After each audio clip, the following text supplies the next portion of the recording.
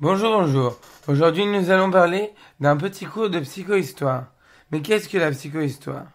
La psychohistoire est une science qui met en relation, bien entendu, la psychologie, l'histoire, mais aussi les statistiques et les mathématiques pour expliquer l'anthropologie d'hier, d'aujourd'hui et de demain. À partir de la psychohistoire, nous allons étudier le texte de Jean-Claude Carrière, La controverse du Valladolid. Les hommes sont-ils tous égaux? Cette question a été posée fondamentalement lors de les conquêtes espagnoles, les conquistadors en Amérique du Sud. En 1550, une question agitait la chrétienté: qui sont les Indiens? Une catégorie d'êtres inférieurs qu'il faut soumettre à convertir? Ou des hommes libres et égaux? Les cas envoyés par le pape datant décidé pour l'aider. Deux religieux espagnols, tous opposés, Ginés et Sepúlveda, fin lettré, rompu à l'art de la polémique, et Bartholomé de Las Casas, prêtre et homme de terrain, ayant vécu de nombreuses années dans le Nouveau Monde. Le premier défend la guerre, son cortège d'atrocités, au nom de Dieu. Le second lutte contre l'esclavage des Indiens, un face-à-face dramatique dont l'écho retentit encore.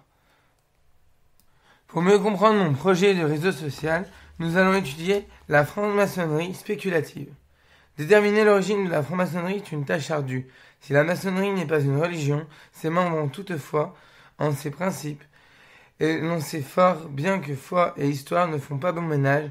Où est la part de légende? Où est la part de vérité? Elle alimente encore et toujours des fantasmes et des phobies. C'est une association autrefois secrète de personnes qui professent des principes de fraternité, se reconnaissent entre elles à des signes et des emblèmes et se divisent en groupes appelés loges. La légende la plus commune fait remonter la maçonnerie à Hiram, le maître d'œuvre du temple de Salomon. D'après les francs-maçons, c'est le premier temple d'une religion monothéiste qu'il y existait dans le monde. Les croisades, ordre du temple, corporation ouvrière, des bâtisseurs de cathédrales. La devise de la franc-maçonnerie serait « un pour tous, tous pour un ». Alexandre Dumas, cantonisé récemment par la République, était le secret architecte d'une union fraternelle entre les frères ennemis français. La franc-maçonnerie spéculative se donne comme l'héritière des maçons opératifs du Moyen-Âge, patrimoine initiatique. Le but demeure une quête spirituelle. Le profane, jusqu'alors plongé dans les ténèbres extérieures par l'initiation, reçoit la lumière, c'est-à-dire une illumination intérieure latente.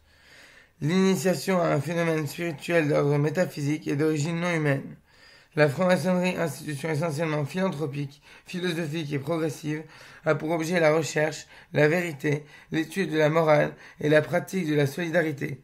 Elle travaille à l'amélioration matérielle et morale, au perfectionnement intellectuel et social de l'humanité, servant dans certains cas de véritables laboratoires d'idées, de chambres d'incubation. Le terme ésotérique signifie réservé aux initiés. L'ordre du temple sous la protection particulière des rois d'Écosse, lié à la légendaire histoire des Templiers, français et européens. Auguste Comte lui-même, cependant, le XXe siècle, a prouvé que la science n'expliquait pas tout. Véritable passeuse de mémoire et de tradition, la franc-maçonnerie spéculative est également créatrice de sa propre tradition. Une cosmogonie cohérente, les francs-maçons ont façonné leur propre mythe, qui est devenu au fil du temps un mythe unitaire. Il y a 4 catégories dans la franc-maçonnerie moderne. La première, les aristocrates. C'est nos politiciens ou nos technocrates actuels. La deuxième, le clergé. La troisième, la bourgeoisie, la classe moyenne actuelle.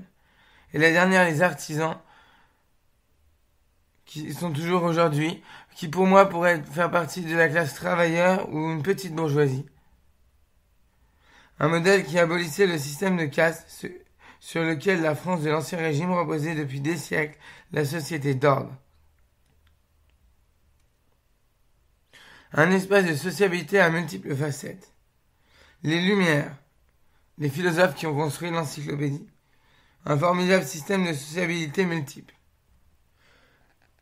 Une sociabilité en quête de reconnaissance. Mouvement maçonnique n'a rien de révolutionnaire, se retrouve également en Angleterre, pays de sa naissance où les maçons britanniques tentèrent d'obtenir ce qu'ils ont appelé a Charter of Incorporation. La République universelle des francs-maçons, cas concret ou concept.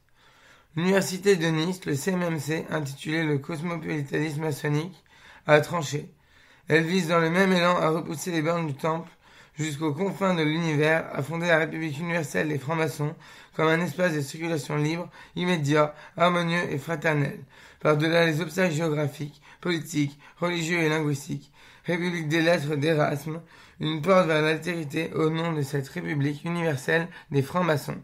Citons encore Pierre-Yves Beaurepaire dans le même article que précédemment. L'épreuve de l'étranger est essentielle car elle teste la cohésion de l'harmonie de la micro-société fraternelle qu'est la loge. Ils entretiennent en outre des relations de proximité familiale, professionnelle, géographique. Ils se déploient dans les délices des affinités et amitiés locales tout en revendiquant une capacité à projeter jusqu'aux limites de l'universel ses valeurs. Le rôle que jouèrent certains francs-maçons dans la négociation diplomatique entre États, la fraternité qui les unit entre une garantie de dialogue. Un système traditionnel à l'épreuve de la nouveauté.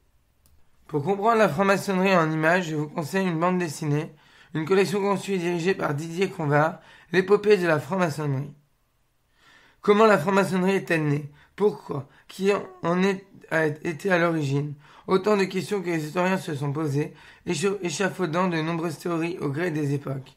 La volonté de cette collection est de répondre aux interrogations d'un public de plus en plus intéressé par un courant de pensée qui a marqué et influencé des scientifiques, artistes, politiques, aventuriers ou simples citoyens. Car la franc-maçonnerie a toujours agi les chemins buissonniers de la grande histoire au développement du savoir et à l'amélioration de l'humanité. C'est son histoire que nous comptons ici, son épopée. Didier Convard et Demi-Falk.